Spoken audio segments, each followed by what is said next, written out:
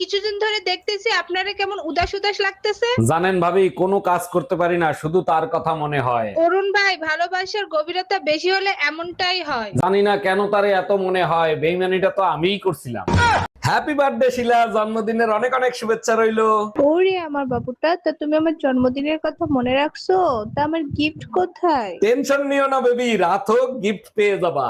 বলো কি, তাই নাকি? আচ্ছা, কি গিফট দিবা আমাকে? তুমি চিন্তাও করতে পারবা না, এমন গিফট দেবো যা ডেলিভারি হইতে 9 মাস সময় লাগবে। এই শোনো, আজকে ইউটিউব দেখে নতুন একটা রেসিপি রান্না করছি, খাবা চলো। এর আগে তো খাওয়াইয়া হসপিটালে পাঠাইছিলা, আজকে কোথায় পাঠাবা সেটা বলো। বাজে কথা বলো না তো, এবার সবকিছু ঠিক আছে, কোনো সমস্যা হবে না, চলো। আচ্ছা শোনো, আমি একটা লাইফ ইন্সুরেন্স করছি, আলমারির সেকেন্ড ড্রয়ারে রাখা আছে।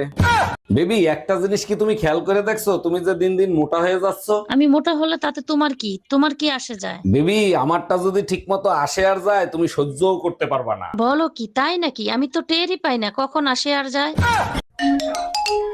হ্যালো। গরমের ছুটিতে বাপের বাড়ি রেখে গেছো, 1 মাস হয়ে গেছে, আমার একটা ফোনও পর্যন্ত দিলা না। ফোন তো তোমার কাছেও ছিল, তুমিও তো একটা ফোন দিতে পারতা, তাই না?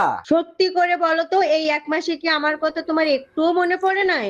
মনেই যদি থাকতো তাইলে তো লেখাপড়া করে জজ ব্যারিস্টার হইতাম, অটো রিক্সা চালাইতাম না। এই মায়া, আজকে তো মা দিবস, মাকে কি উপহার দেয়া যায় বলো তো? ওরে বাবা, মায়ের জন্য আজকে কলিজা খায় যাচ্ছে, তোমার কিছু দিতে হবে না, যা দেবার আমি দেব। বলো কি, তাই নাকি? সত্যি তোমার মতো বউ পেয়ে আমি ধন্য। তা কি উপহার দিবা? শাশুড়িরে দেওয়ার মতো বউর কাছে কি আছে, ভাবতেছি তার ছেলেরেই ফিরাই দেব। ও দিদি, সবাই বলে ইলেকশনে হেরে নাকি আপনি দুর্বল হয়ে পড়ছেন। আমি আবার বলছি, আমি দুর্বল নই, আমি শক্তিশালী লোক। শুনে খুবই খুশি হলাম। এবার বলেন আপনার ভবিষ্যৎ পরিকল্পনা কি? যতদিন বাঁচবো মাথা উঁচু করে চলবো, রয়্যাল বেঙ্গল টাইগারের মতো। আচ্ছা ভাবি, আপনার বিয়ে হয়েছে কত বছর হয়েছে? তা প্রায় 8 বছর হয়ে গেছে। ও আচ্ছা, তা ছেলে মেয়ে কয়টা? অনেক কষ্টে আপনার ভাই আমার একটা মেয়ে উপহার দিছে। বুড়িয়ালা কাকু বিয়ে করলে কষ্ট তো হবেই, এরপরে বাচ্চা নিলে আমারে ডাইকেন।